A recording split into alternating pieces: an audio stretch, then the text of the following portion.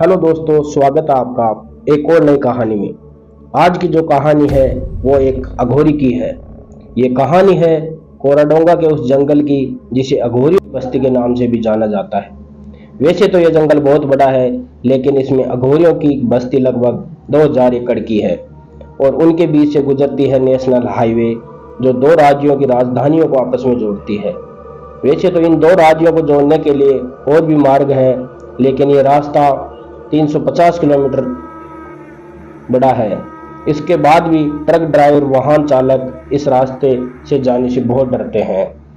इस जंगल के बीच से गुजरने वाले नेशनल हाईवे के दोनों छोर पर शासक की तरफ से प्रतिबंध मार्ग का बोर्ड लगा हुआ है, पर फिर भी ये मार्ग बंद नहीं है। शायद इसलिए कि इसके बारे में कोई भी स्पष्ट कारण नहीं देना चाहता और न ही इसके बारे में कोई बात करना चाहता है।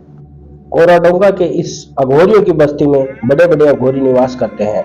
यहाँ सैकड़ों की तादाद में अघोरी रहते हैं। कहा जाता है कि जंगल का यह भाग सिद्ध व तांत्रिक पूजन के लिए सबसे अच्छा स्थान है, इसलिए यहाँ अघोरी बसते हैं और इसे अघोरियों का स्थान कहा जाता है।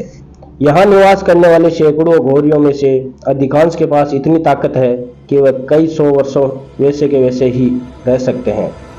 न ही उनकी उम्र बढ़ रही है और न ही उनकी मृत्यु आ रही है। कई को तो न ही आग जला सकती है और न ही पानी डुबा सकता है। अधिकांश तो अपनी सोच से ही किसी वस्तु को प्रकट कर सकते हैं। उनके देखने से ही फूल खिल जाते हैं और सांप बिच्छू के जहर तक उतर जाते हैं। कई आसमान में उड़ सकते हैं, कई रूप बदलकर जीव जंतु तक बन सकते हैं। इनमें तो कई त्रिकालदर्शी है जो भूत, भविष्य और वर्तमान सब जानते हैं। कई अघोरियों के पास तो इतनी ताकतें हैं जो हमारी कल्पना से भी परे हैं। वो अपनी कुंडली जागृत कर कई चमत्कार कर सकते हैं।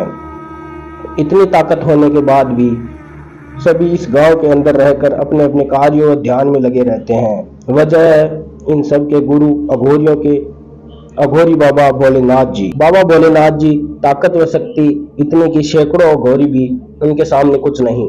बैठते तो ऐसा लगता है मानो जमीन से थोड़ा ऊपर अधर में बैठे हो।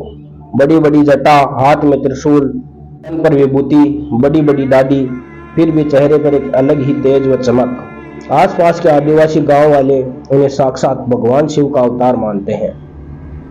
एकलौते वही है जो अघोरियों की बस्ती से बाहर आकर अन्य स्थान जाकर वहां के लोगों की मदद करते हैं। उनके सभी कष्ट व दर्द खींच लेते हैं। बड़े से बड़े घाव उनके छूने पर से ठीक हो जाते हैं।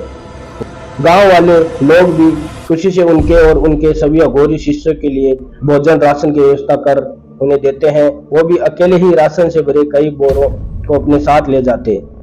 वो आगे आगे और अनाज के भरे बोरे स्वयं चलते हुए उनके पीछे पीछे। वैसे भी किसी को इतनी हिम्मत नहीं कि वह राशन या अनाज पहुंचाने अघोरियों की बस्ती में जाए। किसी भी अघोरी को यह इज्जत नहीं थी कि इस बस्ती से बाहर जाए और अपनी शक्तियों का उपयोग बाहर करें। ये बाबा भोलेनाथ का बनाया हुआ नियम था जिसे कोई भी नहीं तोड़ सकता था, और बाकी अघोरी उन्हें अपना गुरु मानकर उनके नियमों का खुशी खुशी पालन करते थे। पर कहते हैं ना कि एक दिन सभी का समान नहीं रहते। एक दिन अचानक बाबा भोलेनाथ ने समाधि लेने का निर्णय लिया। उनके सभी शिष्यों ने उन्हें बहुत समझाया, पर बाबा न माने।